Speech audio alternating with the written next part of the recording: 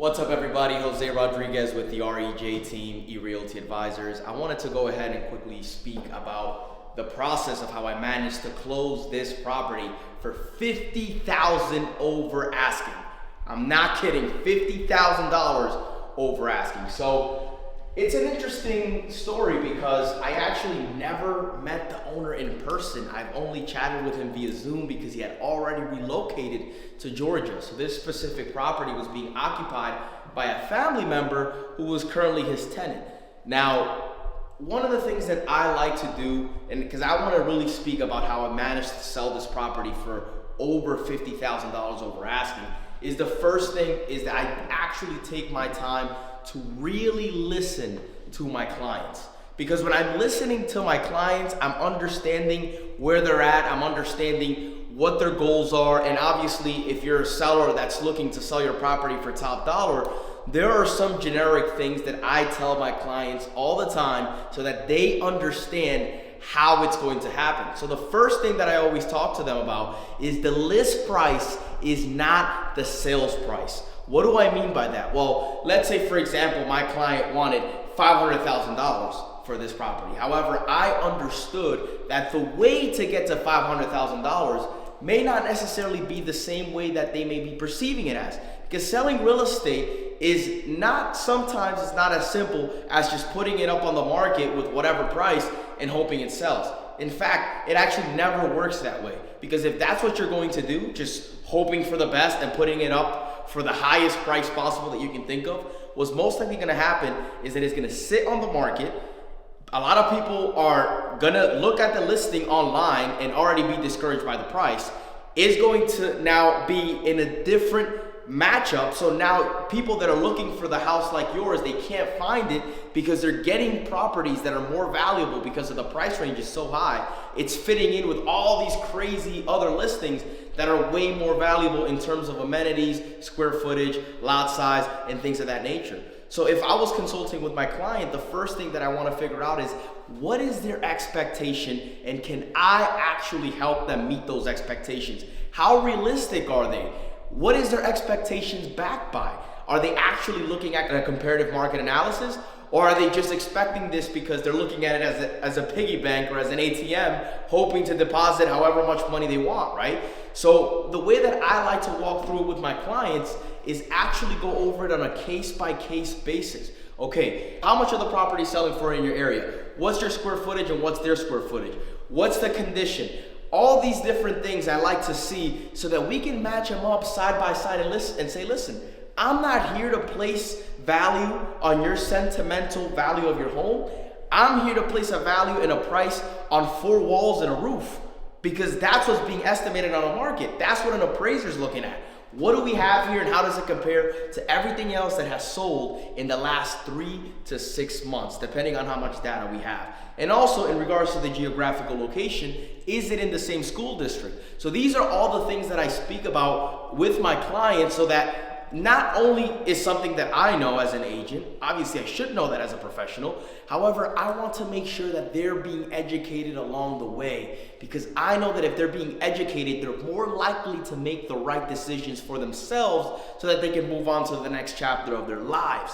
So what does that mean by being educated? Everything I just talked about, going over the comparable market analysis, making sure that they understand the differences between their home and the other homes. So now that we've talked about all those different things, what is the key to make sure that you hit the ground running and you start with a great first impression? Well, the first thing is pricing. Pricing has to be key.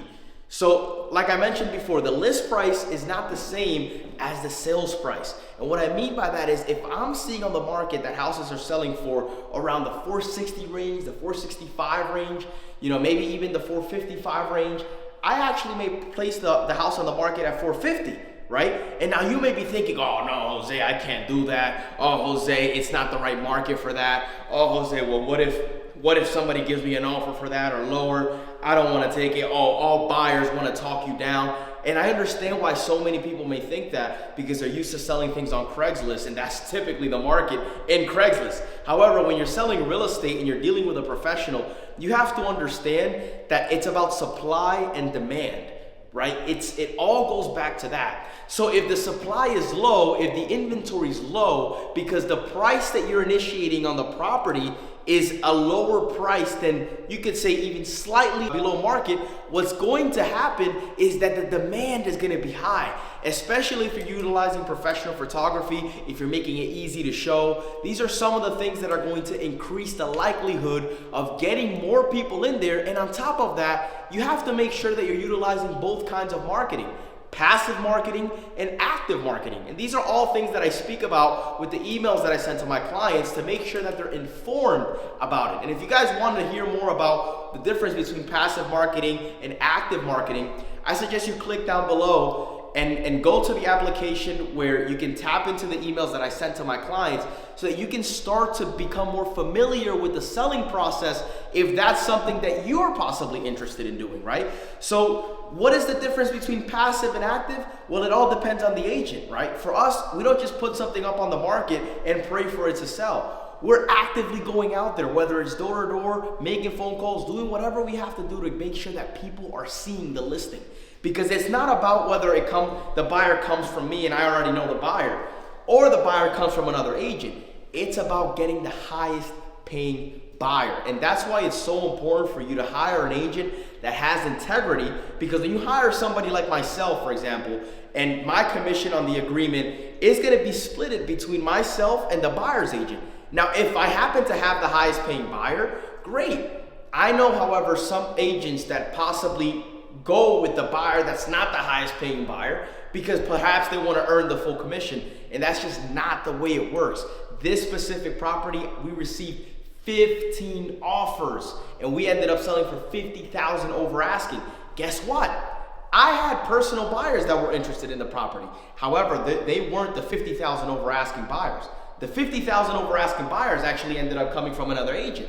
And if you are educated and you go on the market and you see, these are things that you can actually present to the client and say, hey, well, if you didn't know, 80% of listings actually sell through other agents in a collaboration between the selling agent and the buyer's agent, right? So these are all things that we want to educate our clients with so that they comprehend and understand how the game works and ultimately get a better outcome. Because the difference with this property, for example, we listed it for $450. It was only on the market for about a week and a half, and people may have the misconception, well, if a property's on the market for a week and a half, it sold too fast and it could have sold for more. And that is just simply not the case. Because the opposite of that, if you price it for $500,000 and it just sits there because it's mismatched, and now you're tapping into a complete different market and the right buyers aren't seeing it, what's gonna happen is it's gonna sit there for longer. And now when the buyers do get to see it, because you end up having a price reduction, they're gonna ask, well, now maybe the price might be fair. However, they've been sitting on the market for so many days. What must be wrong with the house? Like that loaf of bread that's been sitting in the cabinet for years, right? Nobody wants to, what's wrong with, why hasn't nobody eaten the last leftover slice of bread, right?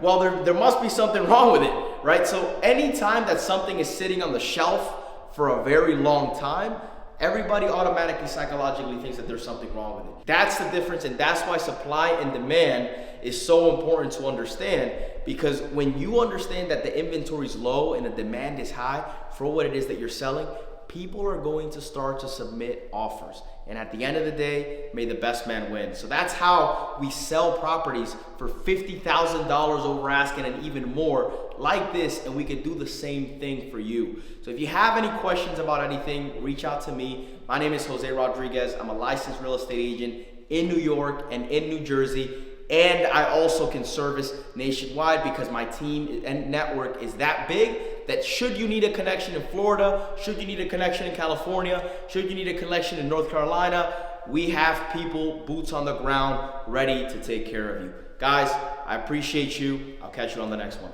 Peace. So the first person I engaged, they didn't even do a MSL. What's it called? CMA. CMA, right. They didn't even do that. That's terrible. They actually said they had somebody that was looking at home or looking at house already and, signed the whole thing. And, I realized I wasn't getting any kind of feedback, no kind of calls. I would call her. I was just like, hey, what's going on? Oh, I'm working on it, Mr. Henry, blah, blah, blah. It was just you know, not working out. The second guy actually sold my cousin the house, so he was very familiar with the property. Okay. And so I went in, I was like, listen, you're the guy, because you already know the property. You worked with my family already. Let's do it. Sign everything. And he's like, yo, what you want? I said, $490. He's like, all right, no problem. His approach, at times, I started to get frustrated because he was forcing me. He was forcing my hand to just take whatever offer came on his table. Okay.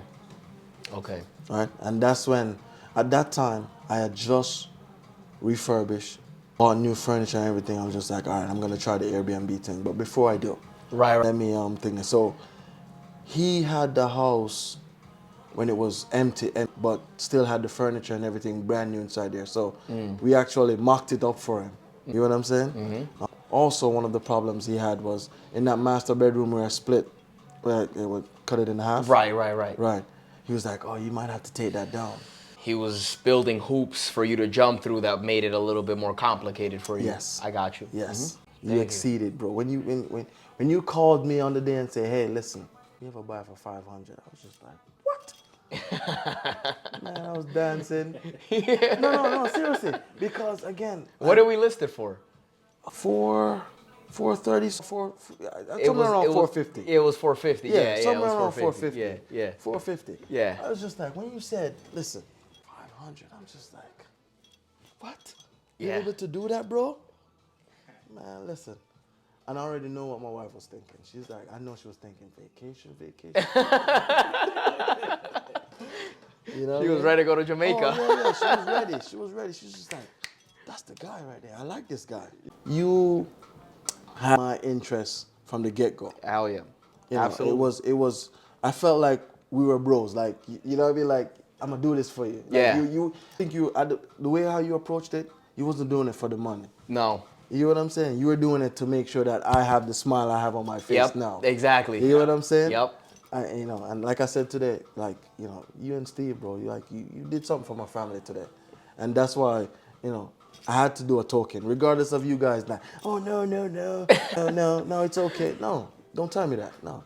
I gotta show my appreciation. I appreciate You know what I'm that, saying? man. So, Yeah. for sure. I Yeah. appreciate what you guys did for me today and Would you ever recommend me to any family, friends, Listen, anybody I'm that's... gonna put a list together, bro. I I'm appreciate gonna get you guys. I'm gonna get you guys on the radar for some people, and Yeah. definitely. Thank you, Carlton. Wow. I wish to do more business with you and your family, and cheers to the closing. Yes, sir. Yes, sir. Cheers. Yes, sir. Cheers.